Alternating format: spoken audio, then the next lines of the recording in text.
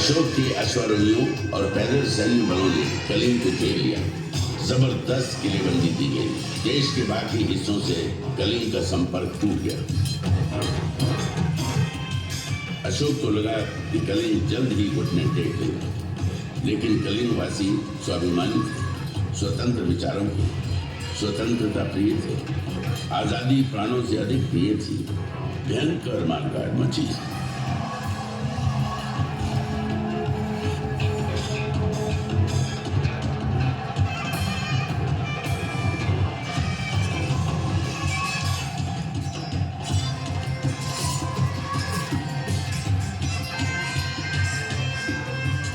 कलिंग का यही प्रदेश संग्राम का केंद्र बना।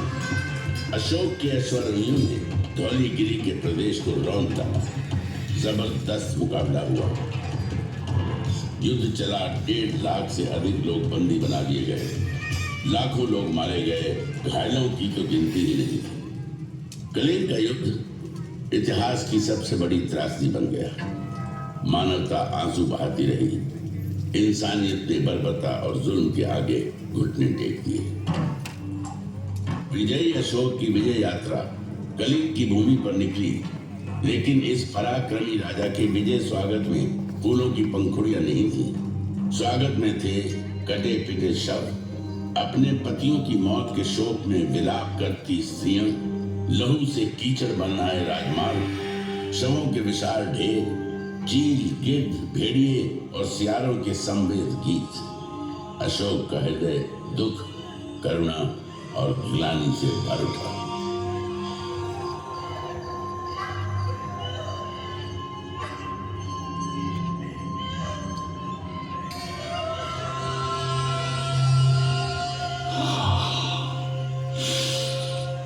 ये मैंने क्या कर दिया? मैं तो निकला था विजय घर में कि कलिंग की भूमि मेरा स्वागत करेगी, एक विजयी राजा की तरह। फूलों की वर्षा, चंदन और कुमकुम से मेरे माथे पर तिलक होगा। अरे मेरे कर्म,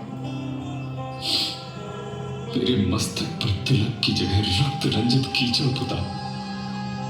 मेरे स्वागत को पीछे मुर्दा शरीर, कटे हुए मानव अंगों के ढेर, सियार और भेड़िए गा रहे हैं विजय गीत। वातावरण में सिर्फ दुर्गंध, मुर्दा शवों की दुर्गंध। क्या यही है मेरी यश भूमि? यही है मेरा पराक्रम? यदि विजय है ये, तो पराजय क्या? ये विजय है या पराजय? न्याय है या अन्याय? ये वीरता है या कायरता? क्या निरपराध बच्चों और स्त्रियों की हत्या ही वीरता है? मैंने जो किया है, क्या यही है मेरा साम्राज्य विस्तार और सहिष्णुता? किसी के पति मारे गए, किसी के पिता, किसी के बच्चे, तो किसी के घर पर हुआ हमला। मुर्दा शवों के ढेर थे। क्या किया मैंने? ये विजय प्रतीक है या पराजय की बू? ये मंडराते गिद्ध, चील और कौवे संदेश वाहक हैं उस दुराचारी की मृत्यु के, जिसने ये कर्म किए। प्रभु, मुझे शांति कहां मिलेगी? मेरे प्रभु, अपनी शरण में ले लो ईश्वर, अपनी शरण में ले लो, मुझे थाम लो। प्रभु, शांति चाहिए मुझे। मेरे प्रभु, शांति चाहिए।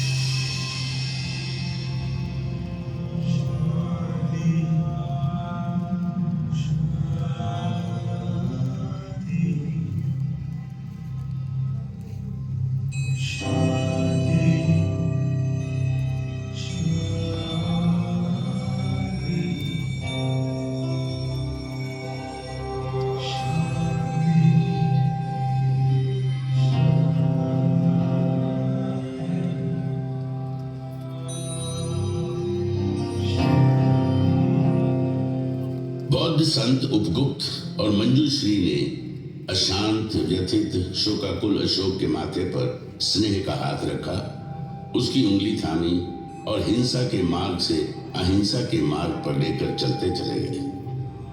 उसने हिंसा का त्याग कर अहिंसा को अपना धर्म बना लिया। अशोक बुद्ध के मार्ग पर चल निकले और कहे गए देवन प्रिय, देवताओं के प्रिय, प्रियदासी।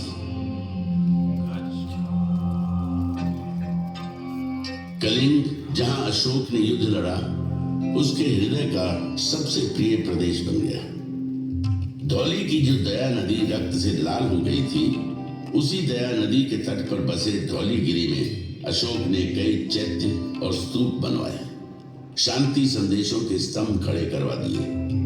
कलिंग के ये शिलालेख मानवीय समाज, न्याय और आदर्श की बात करते हैं। अशोक ने धम्म के विचार को अंगीकार किया। अहिंसा ही उसका मार्ग था। इंसान ही नहीं, पशुओं, जीव जंतुओं की हिंसा पर भी रोक लगा दी गई। शाकाहार का विचार दिया। जाति पाति के भेद खत्म कर दिए गए। लोक कल्याण और जनहित उसके शासन के मंत्र बन गए। सड़कों पर मैंने बट वृक्ष लगवाए हैं जो पशुओं और मनुष्यों को छाया देंगे। प्रत्येक 9 मील की दूरी पर मैंने आम के बागीचे लगवाए और कुएं खुदवाए हैं। विश्राम गृह बनवाए हैं, कई ब्याह बनवाए हैं। मैंने ये सब इसलिए किया है कि मेरी प्रजा धर्म के अनुसार आचरण करे। धम्म की नीति को लागू करने के लिए उसने धर्माधिकारी नियुक्त किए और धम्म के विस्तार के लिए कई शांति संदेशकों को देश विदेश के विभिन्न हिस्सों में भेजा।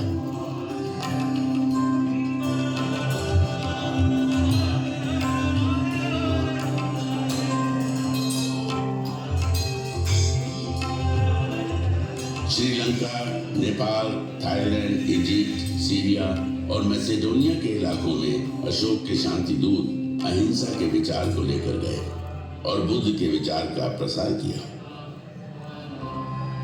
लगभग 40 वर्षों तक साम्राज्य का संचालन करने के बाद 232 ईसा पूर्व में महान सम्राट अशोक ने देह त्याग दी। अशोक के शांति संदेश उसकी राजनीतिक समझ की गौरव गाथा कहते नजर आते हैं और आज भी अंधेरे में रोशनी फैलाने का काम करते हैं। संभवतः अशोक दुनिया का पहला ऐसा सम्राट था जिसने साम्राज्यवाद के विचार को लोक कल्याण और जनहित के संदर्भों में समझा और उसे लागू भी किया। हिंसा के विरोध में अहिंसा के बौद्ध दर्शन को जन जन तक पहुंचाया। धौली में अहिंसा का प्रतीक स्वरूप एक बौद्ध स्तूप और एक हाथी का स्वरूप यहाँ बना हुआ है जो अहिंसा के उसी विचार का प्रतीक है। मेरे नाद में महान अशोक का नाद भी मिला हुआ है। मैं नाद हूँ शांति का।